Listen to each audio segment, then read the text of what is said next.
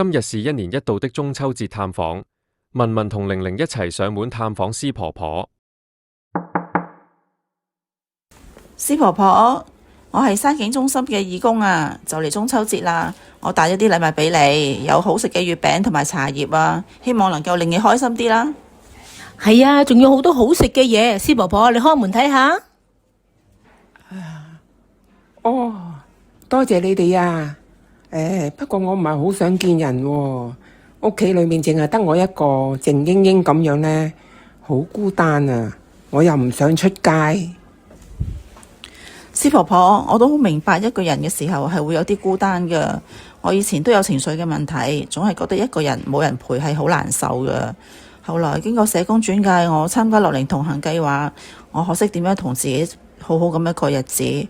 好似我一個人去公園散步啦，聽下雀仔聲，睇下花，心情都會慢慢放鬆㗎。起初呢，我都唔係好習慣嘅，但係試多幾次之後呢，我就鍾意咗呢種自由嘅感覺啦。我都係獨居噶，我自從屋企人移咗民之後，我一個人喺香港，夜晚黑呢就特別難受嘅。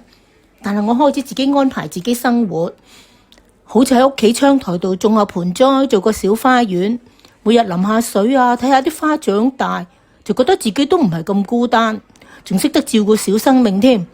有時候我一個人會睇下小說，睇下啲溫暖嘅劇集，開心嘅，等自己充滿回憶同埋希望。施婆婆，你有冇試過咁樣做啊？之後我仲開始參加中心嘅活動，認識新朋友，生活變得充實好多。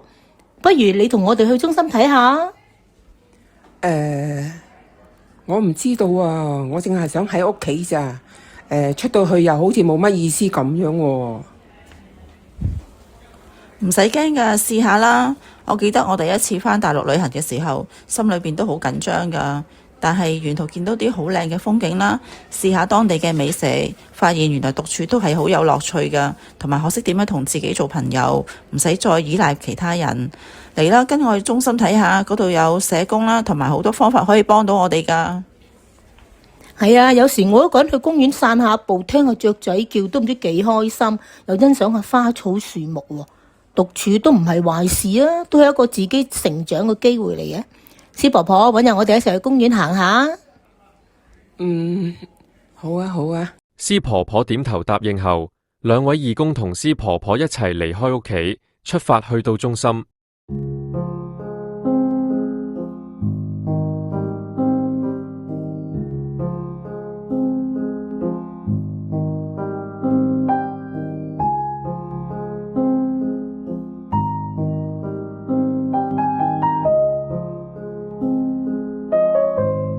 文文、玲玲一齊帶施婆婆到中心活動室。文文同玲玲見到施婆婆有啲緊張。我好耐冇畫畫咯。唔知道喺邊度開始啊，又唔知道得唔得。冇問題㗎，由簡單開始就得㗎啦。我啱啱開始嘅時候呢，我都係畫下畫下咁樣，心情就會變得輕鬆啦。你試下畫你鍾意嘅嘢啦，譬如畫下花、畫下海。以前我情緒低落嘅時候呢，社工會教我做下靜觀啦。每日坐喺度做下深呼吸，諗下啲開心嘅事。起初嘅時候都覺得有啲傻㗎，但係試咗之後又覺得個腦袋都比較清靜啲喎。而家我一個人喺屋企嘅時候都會做下靜觀，感覺好似同自己充咗電咁。施婆婆，你睇下呢幅畫我畫㗎，我畫咗我去行公園見到嘅花同埋草，一個人畫下畫下，感覺就好似同自己傾緊偈咁，都唔知幾舒服。哎呀，原來畫畫咁有趣㗎喎。我畫咗以前呢，同屋企人去海邊畫畫嘅場面，感覺好似真係冇咁孤單啊。我而家仲可以想象下喺屋企裏面呢，做下呢樣嘢，或者再做多啲自己鍾意嘅嘢。中心活動好快就結束啦，佢哋交換咗 WhatsApp 之後，各自返屋企。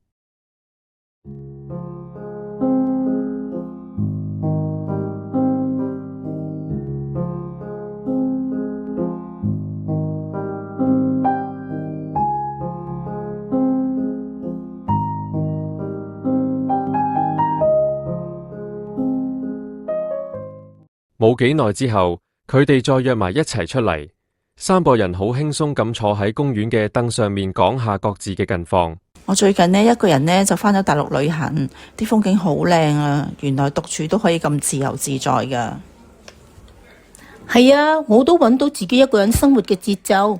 有時去中心參加下活動，有時自己屋企種花，我自己又揾一份兼職賺下錢喎，生活真係好充實噶。